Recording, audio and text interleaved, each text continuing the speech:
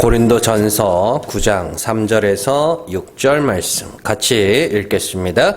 나를 비판하는 자들에게 변명할 것이 이것이니 우리가 먹고 마실 권리가 없겠느냐? 우리가 다른 사도들과 주의 형제들과 게바와 같이 믿음에 자매된 아내를 데리고 다닐 권리가 없겠느냐?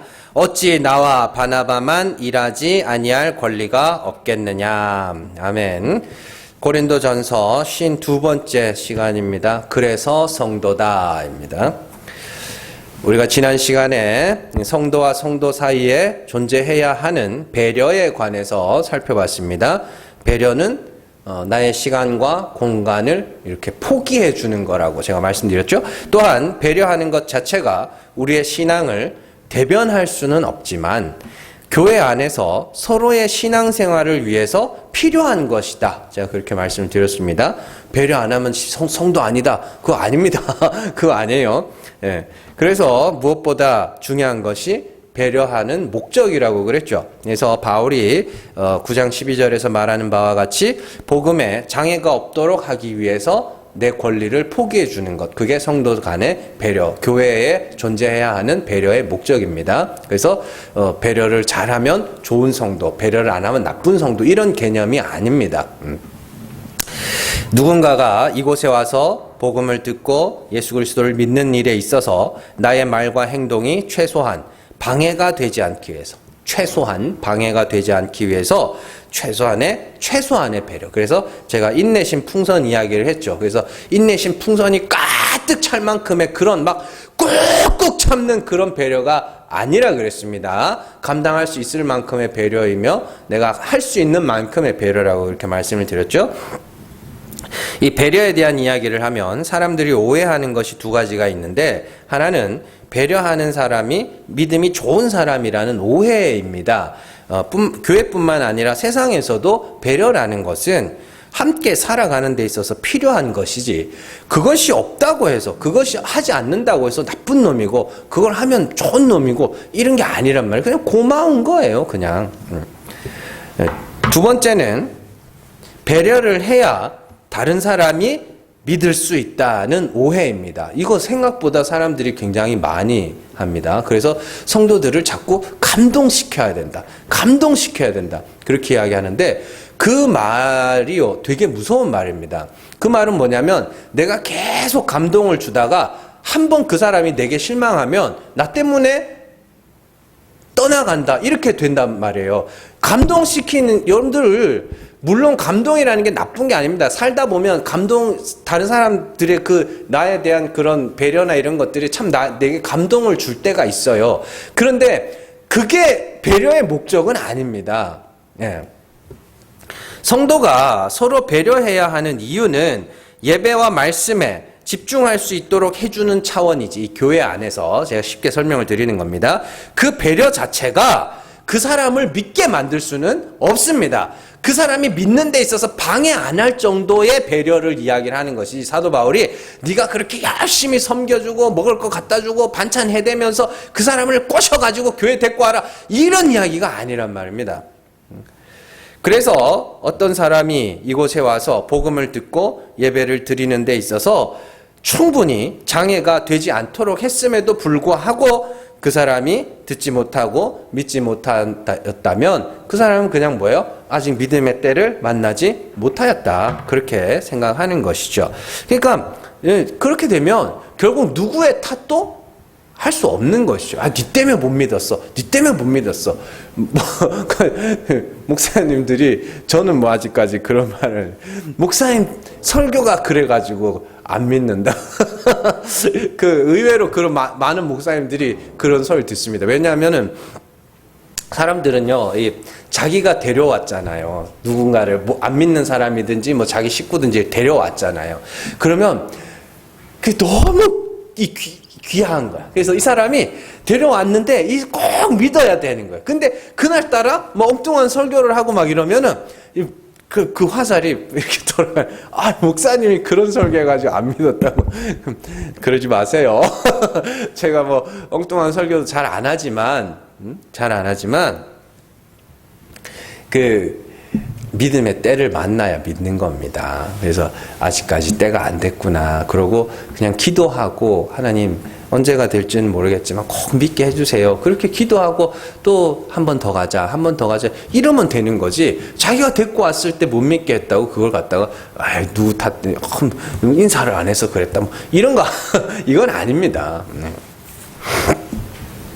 자, 그리고 단순히 교회에서뿐만이 아니라 세상에서도 복음을 전하는 자로서 내가 전하는 복음에 나의 말과 행동이 장애가 되지 않도록 하기 위해서 내 말과 행동들을 조금만 조심해주면 돼요. 조금만. 괜히 뭐 욕할 필요 없잖아요.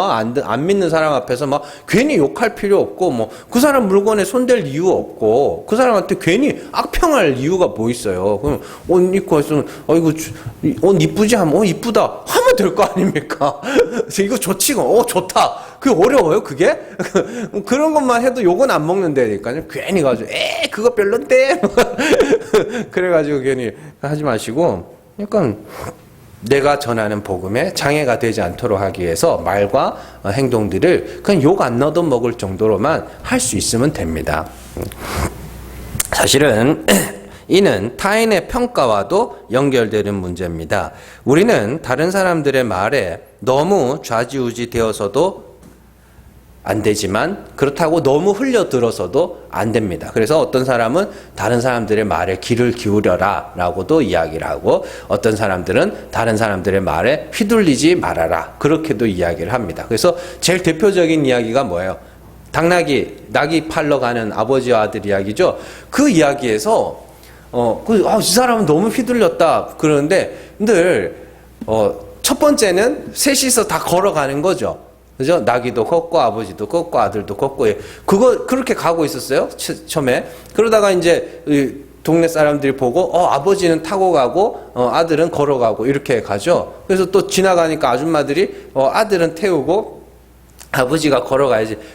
거기까지는 괜찮아요. 근데 당나귀 불쌍하다고 메고 가야 된다고 그때부터 휘둘리는 거예요. 그때부터. 왜냐하면 자, 아버지가 탈 수도 있는 거고 아들이 탈 수도 있는 거예요. 거기까지는 괜찮은 거예요. 들어도 되는 말들이에요. 근데 당나귀가 힘들다고 이렇게 메고 간다? 그건 아닌 거예요. 그때부터 휘둘리는 겁니다. 그러니까 엉뚱한 결국에 이제 빠뜨리죠. 강해. 자, 마찬가지예요. 우리가 들어야 될 말과 듣지 말아야 될 말을 어떻게 구분하냐면 현실적으로 내가 할 수 있는 것들에 대한 지식들은 그런 지적들, 그런 말들은 들을 수 있어야 돼요. 듣고 고칠 것이 있으면 고칠 수도 있어야 됩니다. 그러나 내가 할 수 없는 것들에 대한 지적들은 흘릴 수 있어야 됩니다. 그래서 여러분들 의외로 여러분들 뭐 교회뿐만이 아니라 일반 사회에서도요. 그 흘려들어야 될 말에 꽂히는 경우들이 있습니다.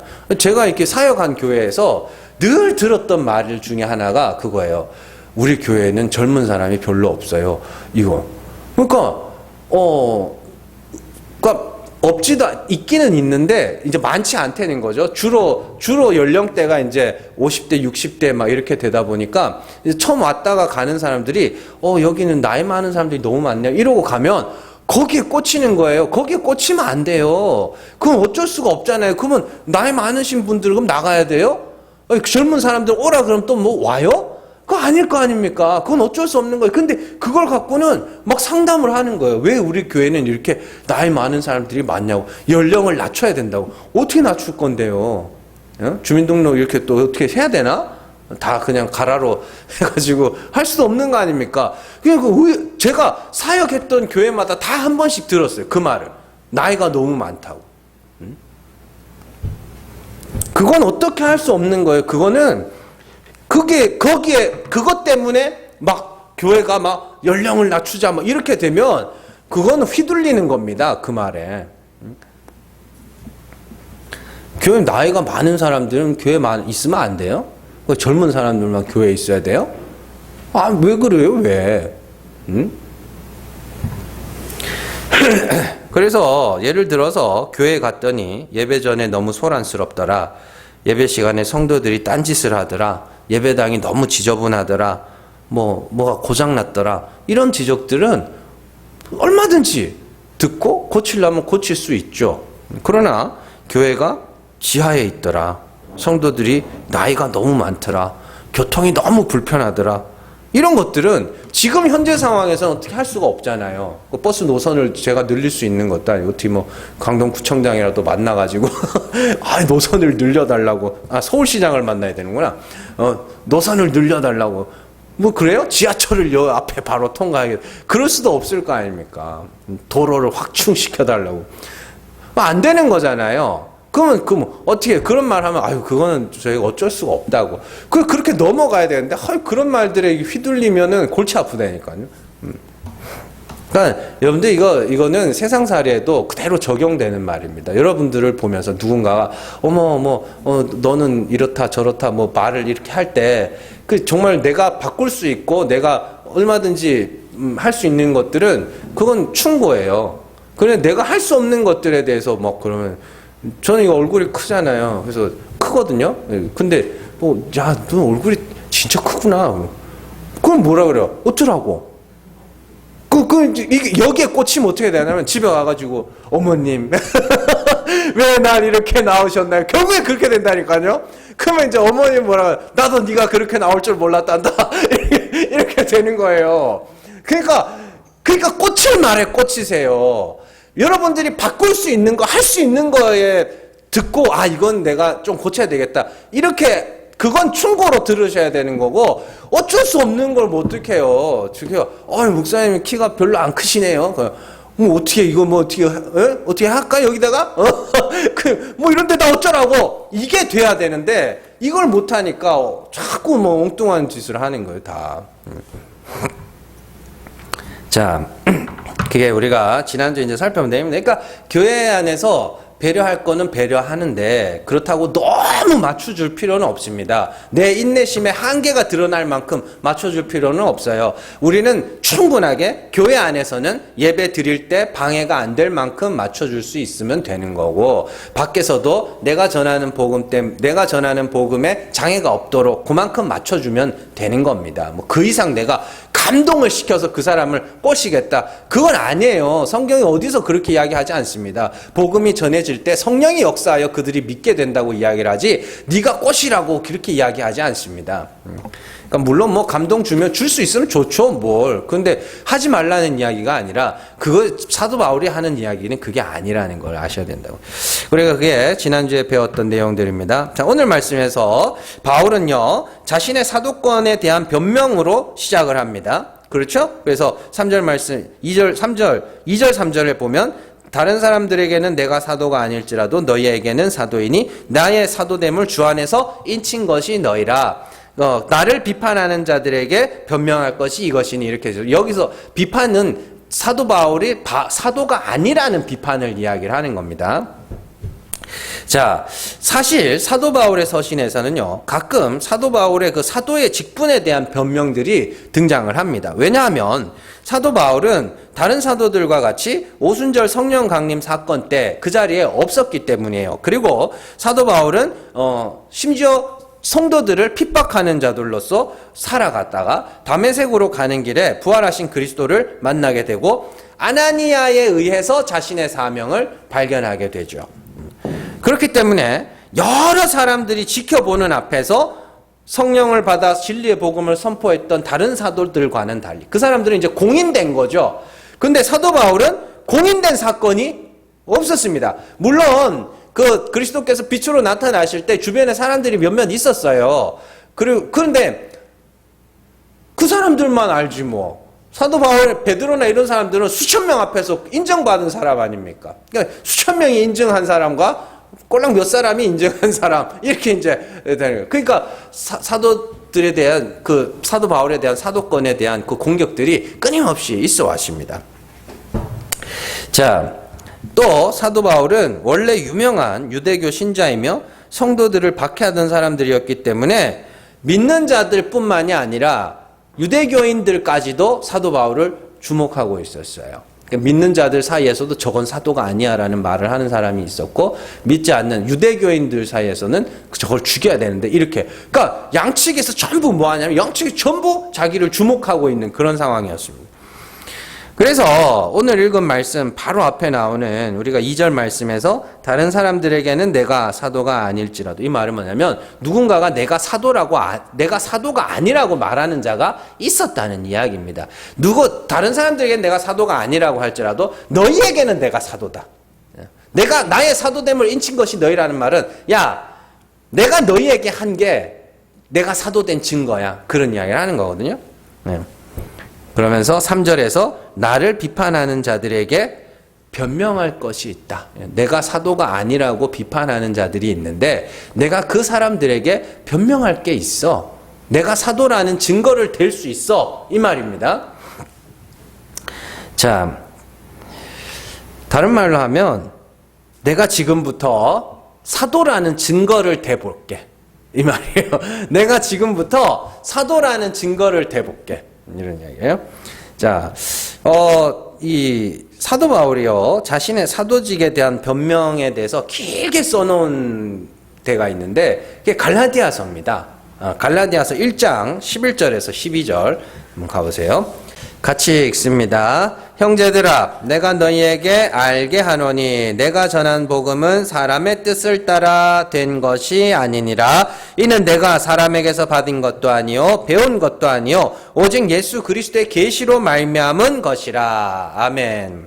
요렇게 갈라디아서를 우리가 공부하면서 다 읽어본 내용이지만, 바울은 할례를 받고 율법을 지켜야 구원에 이를 수 있다는 거짓 교사들의 그 다른 복음에 대해서, 나와 다른 복음, 바울과 다른 복음을 전하는 자들이 있다면 그가 천사라고 할지라도 저주를 받을 것이다 라고 이야기를 하면서 11절과 12절의 말씀에서 뭐라 그러냐면, 내가 전한 복음은 내가 지어낸 게 아니야. 하나님으로부터 온 거야. 그러면서 자신의 사도직을 변론을 합니다. 뭔 말인지 아시겠죠? 네. 그래서 그 사도직의 변론 안에는 모태로부터 하나님이 나를 이방인의 사도로 택정하셨고 유대교를 믿어 성도들을 박해했고 그런 중에 다메섹에서 예수 그리스도를 만났고 아라비아 광야에서 3년을 지냈고 뭐 쭉 그런 일련의 과정들이 쭉 나열되어 있습니다. 자, 그런 자신의 신앙의 여정들에 대해서 기록하고 있는 이유는 내가 전한 복음은 다른 사도들이 전한 복음과 같은 복음이었다. 이렇게 해요.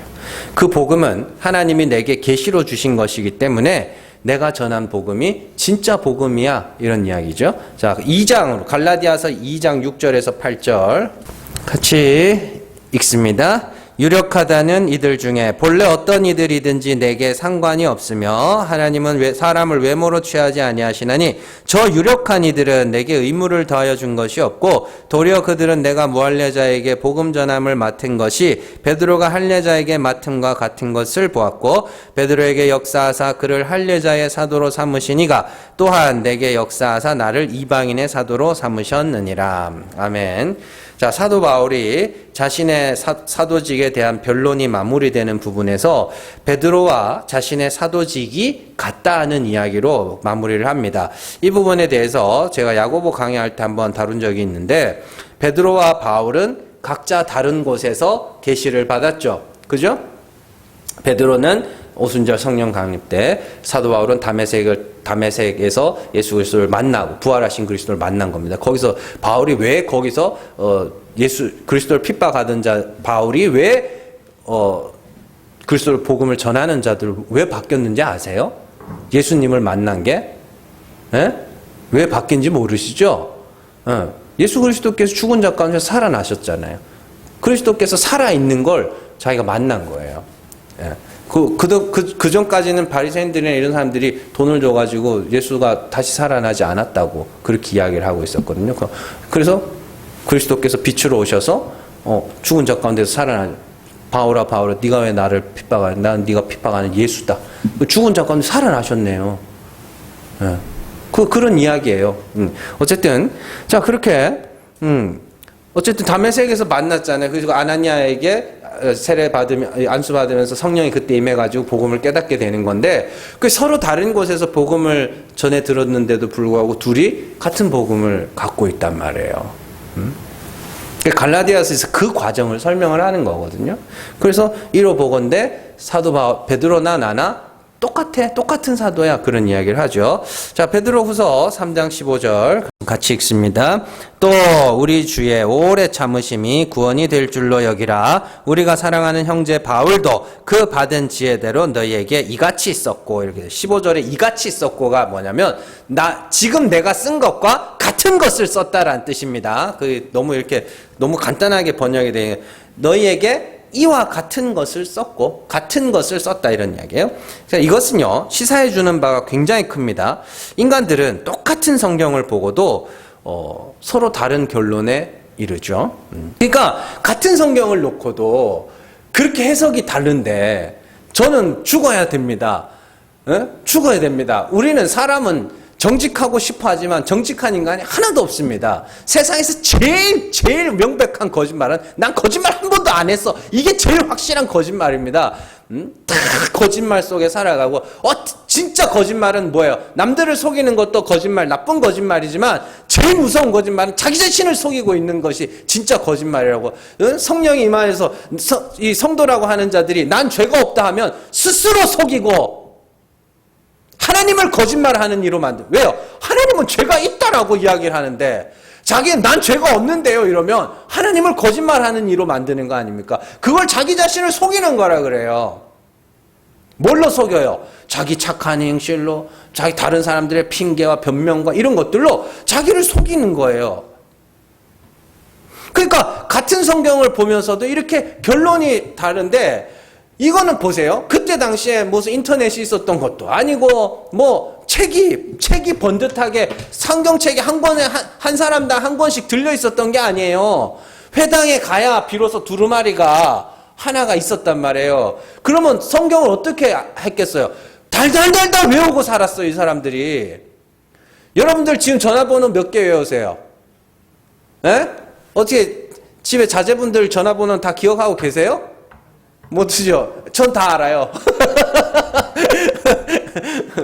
왜 그럴 것 같아요? 옛날에는 어떻게 했어요? 옛날에는 전화번호부 기억년 디귿리얼 해가지고 막 써놓고 그거 찾는 거 귀찮아가지고 전화 몇 번 하면 다 외웠죠? 왜 그럴 것 같으세요? 귀찮으니까. 그걸 외우는 거 외에는 방법이 없으니까. 근데 요즘에는 외우는 거 말고는 방법이 있잖아요. 핸드폰 찾아서 이름만 치면 전화번호 못 외워요. 옛날에는요, 성경에 이런 책이 없었단 말이에요.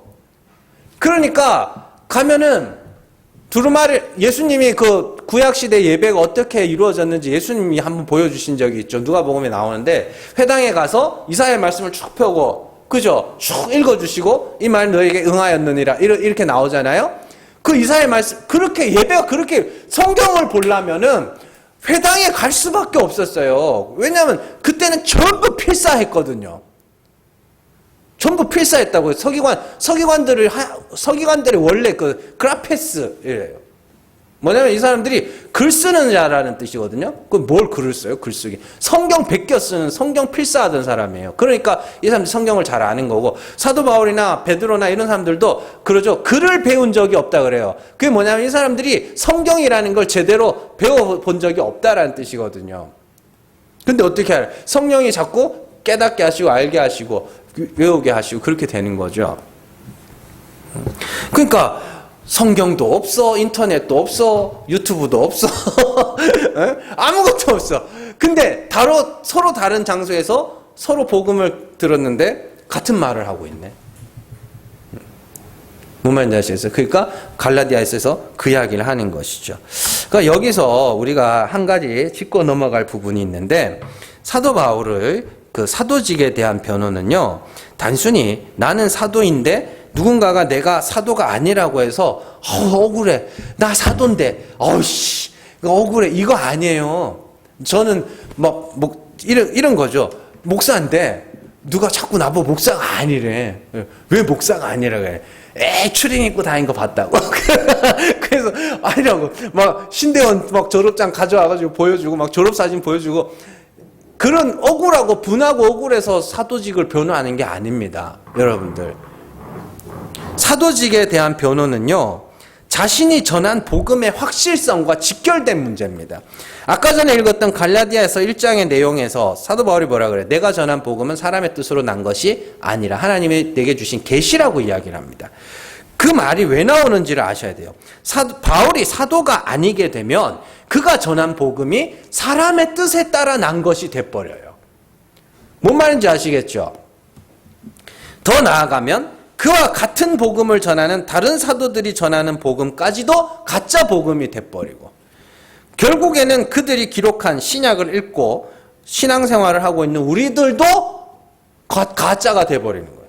그래서 사도 바울은 자신의 사도직을 변론하는 이유가 뭐냐면, 그 복음이 하나님으로부터 온 확실한 진리의 복음이라는 걸 증명하기 위한 수단으로 계속해서 자기의 사도직을 변호하고 있는 겁니다.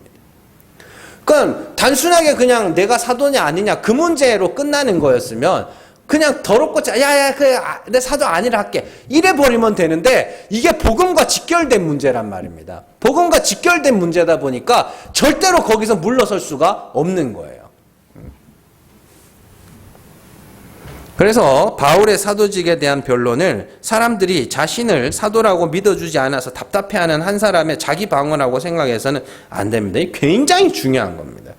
이는 바울과 야고보와 베드로와 요한의 서신이 서로 내용이 달라서는 안 되는 이유와도 동일한 겁니다.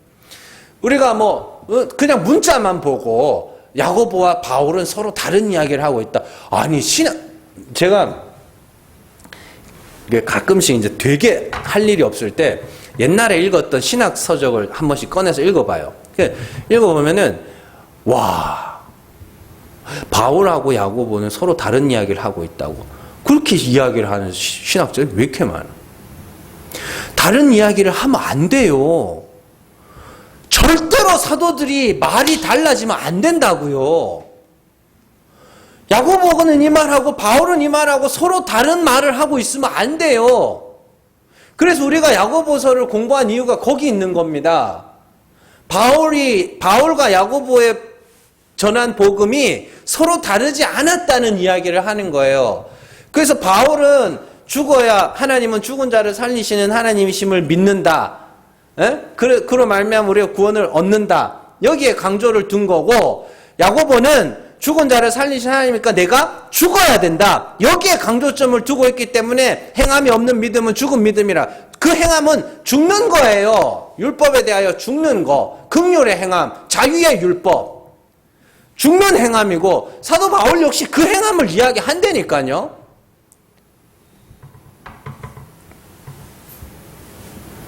그래서 죄를 알고, 율법으로 죄를 알고 죄로 죽으면 된다고 이야기를 하잖아요. 그게 행함, 바울이 말한 행함, 야고보가 말한 행함이에요. 그러니까 사도들이 절대로 이 표현하는 건 다를 수 있어도 절대로 그들이 전하는 하나님과 그들의 믿음, 그들이 말하는 구원이 서로 달라서는 안 된단 말이에요. 왜냐하면 그러면 적어도 그들 중에 한 사람은 뭐 하는 거예요? 거짓말하는 거죠. 그러면 성경에는 오류가 생기게 되는 거고, 이건 더 이상 하나님의 말씀으로서의 가치가 없어지게 되는 겁니다. 자, 그렇게 자신의 사도직에 대해서 짧게 말한 바울은 자신의 권리에 대해서 이야기를 합니다. 첫 번째 권리는 먹고 마실 권리이고, 두 번째 권리는 아내를 데리고 다닐 권리이며, 세 번째는 일하지 않을 권리입니다. 바울이 자신의 권리를 나열하면서 붙여놓는 말이 뭐냐면, 나라고 그런 권리가 없겠느냐예요. 그 말은 바울이 지금 자신의 정당한 권리를 포기하고 있다는 말이며, 지난주에 살펴본 대로 자신의 권리를 포기한 이유가 복음의 장애가 없도록 하기 위함이며, 다른 이들을 실족시키지 않도록 하기 위함이란 말입니다. 그리고 바울이 자신의 권리를 포기한 이유를 자신의 사도직과 관련하여 이야기하고 있다는 것이 되게 중요한 거고, 오늘 말씀의 핵심 포인트입니다. 즉, 내가 그리스도의 복음을 전하는 사도가 아니라면 복음을 위해서 내 권리를 포기하겠니? 이 말입니다. 뭔 말인지 아시겠죠? 내가 복음을 전하는 사도가, 내가 복음을 전하는 사도가 아니라면 내가 왜 그런 권리까지 포기하겠니? 복음을 위해서. 사도니까 그렇게 포기하는 거지. 뭔 말인지 아시겠죠? 네. 자, 어떤 자녀들을 보고, 자녀들을 위해서 평생 수고하고, 그죠? 막, 밥 먹여, 옷 사입혀, 막 학교 보내, 막 학원도 보내, 막, 고생했어요. 그럼 뭐라고 해? 야, 내가 네 엄마 아빠가 아닌데 내가 뭐들을 사서 고생을 하겠냐? 그런 거 있죠? 그 이야기는 똑같은 거예요. 자, 바울이 말하는 세 가지 권리에 대해서 살펴보도록 하겠습니다. 첫 번째는 먹고 마실 권리죠. 이 먹고 마실 권리는 단순히 밥을 먹는 그런 권리가 아니라 앞서 8장에서 살펴본 고기 먹는 권리 이야기합니다. 나는 무엇이든지 먹고 무엇이든지 마실 수 있음에도 불구하고 혹 누군가가 나 때문에 실족할까 봐 나는 먹는 것을 포기했어. 이렇게 이야기를 하는 거예요. 그래서 사도뿐만 아니라 성도들 모두는 무엇이든지 먹고 마실 수 있습니다. 그러나 복음에 장애가 없도록 하기 위해서 누군가가 실족할까 봐 나는 그 권리를 포기했어. 그래서 나는 사도야. 어떻게 이어지는지 아시겠죠? 두 번째 권리는 아내를 데리고 다닐 권리입니다. 그리고 자신과 게바와 주의 형제들을 비교하고 있죠. 그죠? 자신은 결혼을 안 했는데 게바는 아내를 데리고 다니고 주의 형제, 예수님의 형제들 이야기합니다. 제일 대표적으로 야고보서 쓴 야고보가 있죠. 주의 형제들도 뭐예요? 아내를 데리고 다니고 있다는 거예요. 근데 나는 복음을 위해서 아내를 데리고 다닐 권리마저도 안 쓰고 있어. 그런 이야기죠. 자, 그래서 바울은 그렇다면 왜 결혼을 하지 않았는가? 우리가 추측하건대, 대부분의 추측입니다. 추측하건대 사도 바울은 아나니아로부터 뭐 받았어요? 사명을 받았죠. 하나님이 창세전에 자신을 어떻게 쓰기로 작정하셨는지를 아나니아를 통해서 들었습니다. 복음을 이방인의 사도로서 이방인에게 복음을 전하는 자로, 또 그리스도 이름을 위하여 많은 핍박을 받을 자로 아나니아로부터 그 사명을 전해 들었어요. 그러니까 사도 바울이 뭐 한 거예요? 그 사역에 자기 아내를 데리고 다녀봐야 좋을 게 하나도 없어요. 자기 혼자 핍박받으면 되지, 애꿎은 아내까지 왜. 그래서 얼마 전에, 작년이죠? 재작년인가? 하여튼, 제가 이제 옛날에 가르치던 애 하나가 이제 이스라엘 선교사로 갔습니다. 그래서 걔가 이제 서른이 한 셋, 넷? 이쯤 됐을 거예요. 근데 결혼 안 했었어요. 그때까지만 해도. 그래서 이스라엘 선교 간다 그러길래 별로 걱정이 안 됐어요. 왜냐하면 혼자니까. 혼자니까. 근데 갑자기 1년쯤 있다가 들어오더니 목사님 결혼해요 이래요. 왜? 그랬더니 이게 만났대. 같은 이스라엘 선교의 비전을 품고 있는 색시를 만났대요. 그래서 야, 고생. 그때는 걱정이 되는 거예요. 혼자 간다고 할 때는 걱정이 안 되더니 둘이 간다니까 왜 이렇게 걱정이 돼요? 둘이 사는 게 참 보통 그게 아닌데. 그래가지고 그렇습니다만은. 그러니까 사도 바울이 그냥 추측을 하는 겁니다. 그렇게 자, 그래서 결혼을 하지 않는 것이 잘한 것도 아니고 결혼하는 것이 잘한 것도 아닙니다. 그냥 복음을 위해서 결혼이라는 걸 포기한 거죠. 그래서 자신이 결혼하지 않는 걸 은사라고까지 이야기를 하잖아요. 왜요? 그 사명을 전하기 위해서, 그 사명을 감당하고 그 복음을 전하기 위해서 이 아내라는 존재가 있어봐야 같이 고생할 뿐이니까 자기가 그걸 포기를 하고 그 사명을 감당하는 거죠. 복음을 위해서 내가 결혼을 포기했어. 그래서 나는 사도야. 뭔 말인지 아시겠어요? 내가 사도가 아니라면 복음을 위해서 결혼이라는 걸 포기하겠니? 그 말이에요. 세 번째 권리는 일하지 않을 권리입니다. 이 말씀을 읽을 때마다 참 고린도 교회 성도들과 일부 성도들의 그 야비함이 드러나는 것 같아서 너무 야비하지 않아요? 진짜로? 예? 너무 야비하고 정말 어떻게 이 인간들이 이렇게 진짜 너무 이걸 뭐 어떻게 표현을 해야 될지 모르겠어요. 뭐 쪼잔하다? 뭐 이걸로는 표현이 안 돼. 너무너무 진짜로 사람들이 막 그래요. 왜 그러냐면 우리가 1장에서 고린도 교회 성도들이 바울 파라, 그죠? 개밥 파라, 아볼로 파라, 그리스도 파라. 자기들끼리 파당을 나눴잖아요, 이렇게. 그래서 나는 바울에게 세례받았어. 나는 베드로에게 세례받았어. 난 아볼로에게 세례받았어. 막 이러면서 그걸 갖고 누가 더 신령한가? 응? 이렇게 다투고 있었잖아요. 그럴 때만 써먹는 거야. 그럴 때만 바울을 써먹는 거야. 생활비를 안 줘. 그럴 때만 써먹고 생활비를 안 줘. 요즘으로 말하면은 우리 닭개가 우리 목사님 최고야. 우리 목사님 진짜 최고. 생활비 안 줘. 그게 뭐 하는 거예요, 그게? 응? 그 바울이 지금 나 이거 읽을 때마다 너무 화가 나. 진짜로. 정말로, 이 인간들이 진짜 너무하다, 너무해. 자기들이 얼마나 신령한가, 자기들이 얼마나 거룩한가를 나타낼 때는 자기들을 말씀 가르쳐주고 자기한테 세례를 베푼 사람들을 막 자랑하면서 정작 그 사람들의 필요는 요만큼도 신경을 안 쓰네. 와, 이거는 성도로서가 아닙니다. 인간으로서, 난 진짜, 여러분들 절대 그러지 마세요. 절대 그러지 마세요. 전 애가 셋입니다. 절대로 그러지 마세요. 자.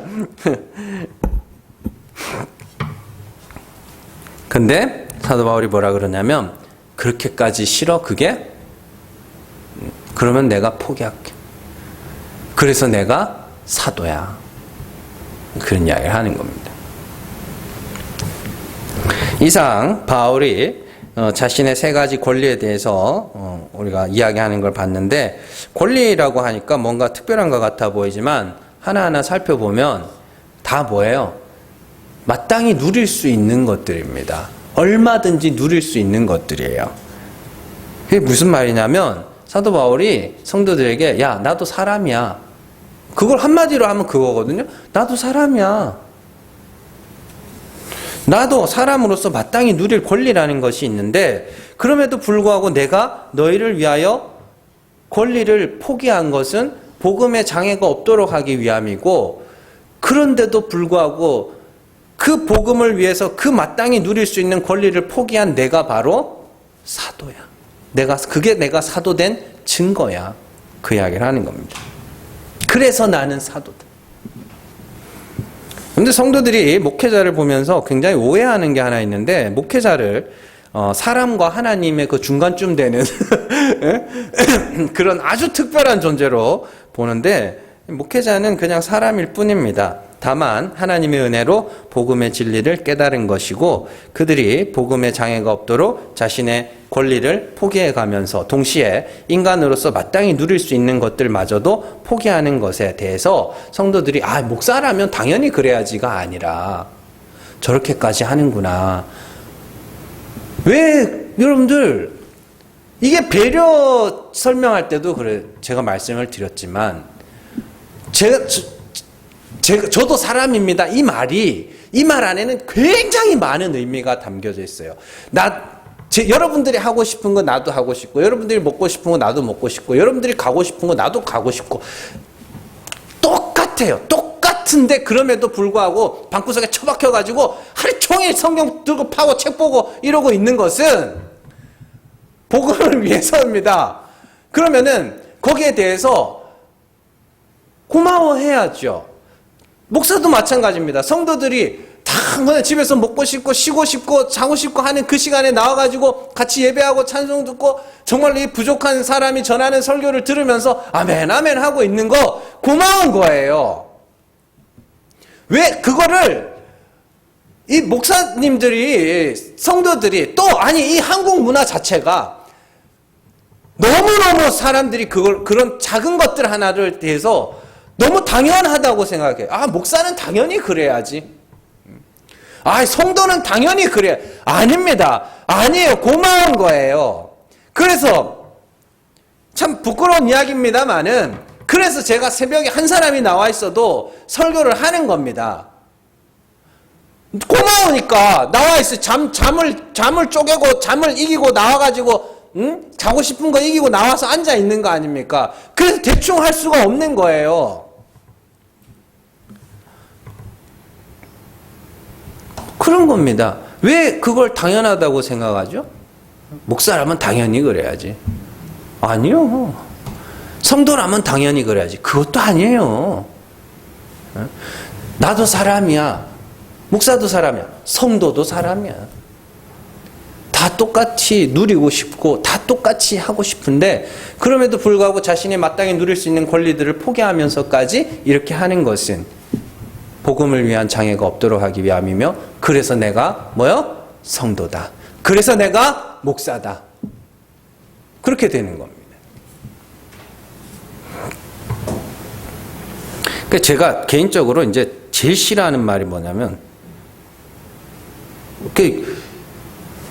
모르는 사람이 그런 말을 해도 화가 치밀어 오르는 게 뭐냐면 저 부모를 향해서 해준 것도 없으면서 이 말이에요. 나 진짜로 막 왜 그런지 모르겠어요. 왜 그런지 모르겠는데 그런 말을 들을 때마다 막 머리 끝까지 화가 나요. 정말로. 뭐 영화나 드라마나 이런 데서 그런 말을 들어도 미쳐버릴 것 같아요. 너무 화가 나요. 우리 자식이 만약에 그런다? 큰일 나요. 진짜로 큰일 나요. 분명은 물론 부모들 중에는 인간 같지 않은 부모들도 있습니다. 부모 있어요. 근데 부모들은 많은 것들을 포기하면서 자녀를 위해서 살아내는 거 아닙니까? 많은 것들을 포기하면서. 근데 해준 것도 없어. 그게 뭐냐면 부모가 내게 준 걸 자녀들이 당연하게 여긴다고 생각해요. 아니, 부모는 당연하게 여길 수 있어요. 부모는 그래, 내가 낳은 아들이니까, 내가 낳은 자식이니까 당연히 해줄 수 있어. 부모는 당연하게 여길 수 있어요. 그렇잖아요. 그렇게 살아왔잖아요. 근데 받는 사람은 그렇게 여기면 안 된다고요.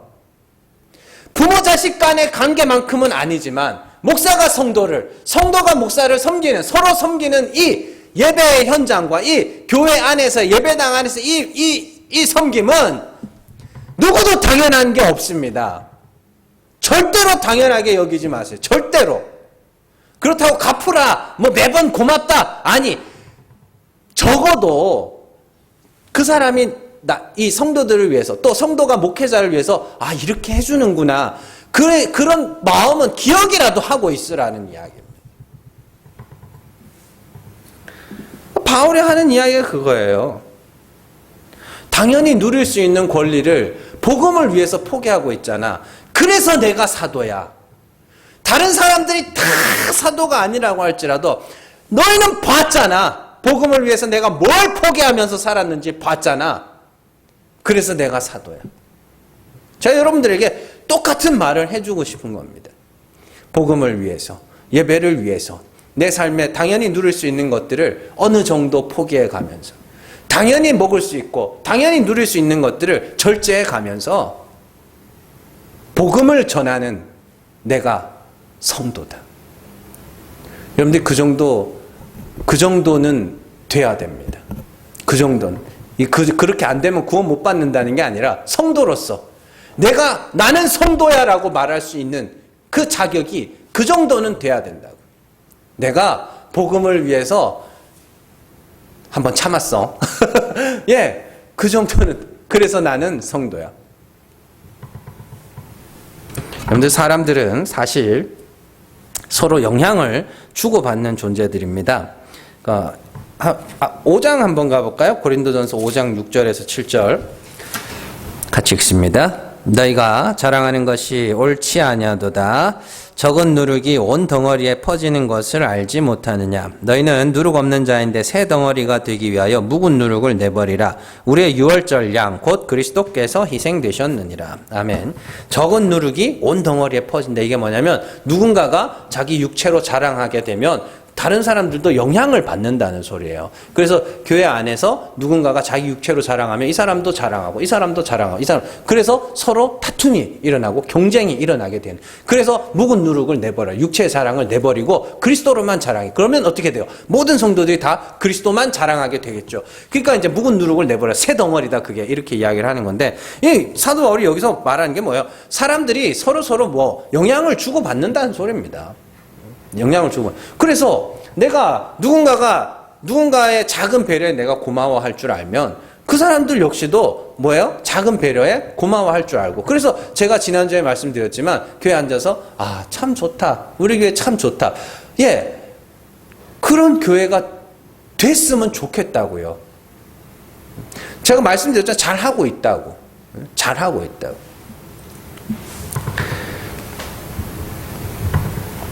여러분들 제일 중요한 것은 그 배려의 목적. 사도 바울이 권리를 포기한 목적이 중요한 거라 그랬죠. 권리를 포기한 것 자체가 잘했다는 걸 자기를 자랑하는 게 아니라 복음에 장애가 없도록 다른 이들을 실족시키지 않기 위해서 그걸 자유를 자신에게 주어진 자유와 자기 마땅히 누릴 수 있는 권리를 포기해 줬습니다. 먹고 사는 문제까지. 그죠? 그래서 나는 사도다. 그렇게 이야기를 하는 거죠. 그 사람과 친하게 지내기 위한 배려나 그 사람을 믿게 만들기 위한 배려가 아니라 복음을 듣고 신앙생활을 함에 있어서 방해가 되지 않기 위한 분명한 목적이 있는 배려. 그것이 제일 중요한 것이고요. 정말 여러분들 우리가 사도들이 성도들에게 대단한 배려를 요구하는 것이 아니라 할 수 있는 것. 이 정도는 할 수 있지 않겠어? 그런 이야기를 하는 거죠. 그러니까 우리가 그렇습니다. 성도가 서로 배려하면서 실족시키지 않기 위해서 나 때문에 신앙생활하는 일에 방해가 없도록 하기 위해서 나의 작은 권리들을 하나씩 포기하는 그게 바로 성도다. 그게 바로 성도다. 그게 바로 교인이다. 이렇게 이야기를 할 수 있는 것이죠. 그래서 여러분들이 정말로 진리의 말씀을 위해서 조금씩 자신의 권리를 포기하면서 살아가는 좀 진짜 성도, 진짜 성도의 모습들을 좀 갖추어 갈 수 있는 여러분들 되시기를 주님의 이름으로 축원합니다. 기도하겠습니다.